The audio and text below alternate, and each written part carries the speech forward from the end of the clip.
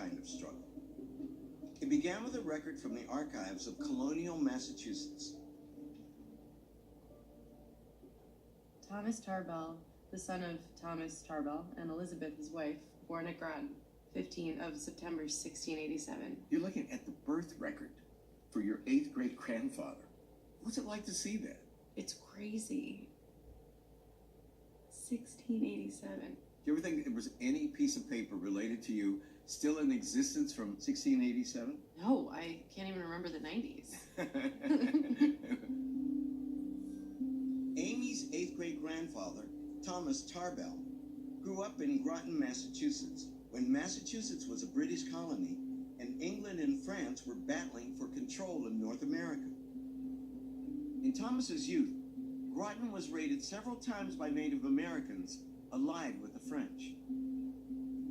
Thomas survived the tumultuous period unscathed, but 3 of his siblings, a sister named Sarah, and brothers John and Zachariah, weren't so fortunate.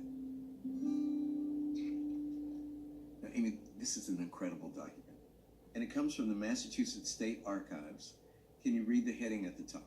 Roll of English prisoners in the hands of the French and Indians at Canada. Can you tell me whose names you see listed there? Zach, I guess Zachariah. Yep. John and Sarah Tarbell. Ooh, they got.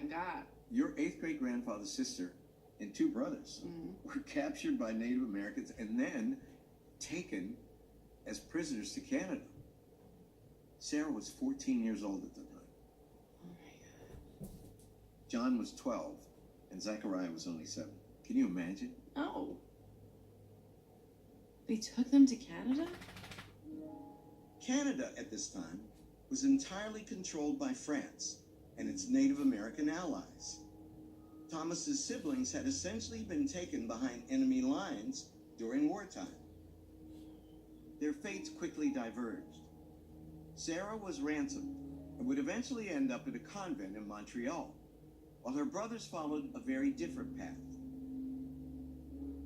In 1713, a militia officer from Massachusetts named John Stoddard traveled to the Mohawk village of Caughnawaga, where many of the Groton colonists had been taken.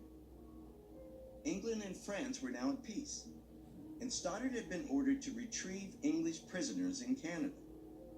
But according to Stoddard's journal, it seems that Sarah's brothers didn't want to leave.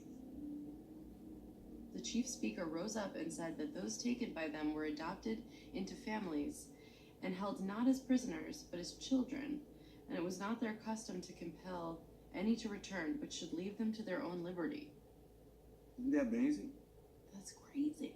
But the captured children had been adopted into Native families, and they didn't want to leave. We don't want to be white anymore. Yeah, we like what they're doing. Yeah. Can you believe that? Isn't that amazing? No, I can't believe it. But did they ask them? They were asked. And they were like, no, we're good. Yeah. I didn't know that happened. Me either. Yeah. This is unique. So I've been doing this show 11 years. Yeah. I love American history. I teach in my day job, right? Mm-hmm. And I never heard a story like this. This is insane. Wow. Stoddard was unable to persuade the Tarbell brothers to return to Massachusetts, but their family refused to give up. In 1739, more than 30 years after the kidnapping, Amy's 8th great grandfather Thomas hired a man to search again for his brothers.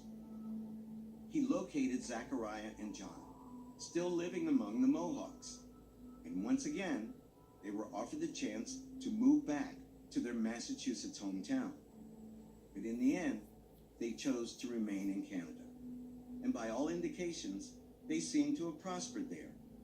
Indeed, the last written record of either brother suggests that both were more than comfortable living among their Native American neighbors.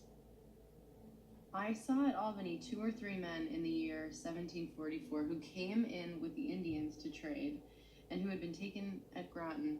One of them, Tarbell, was said to be one of the wealthiest of the Caughnawaga tribe.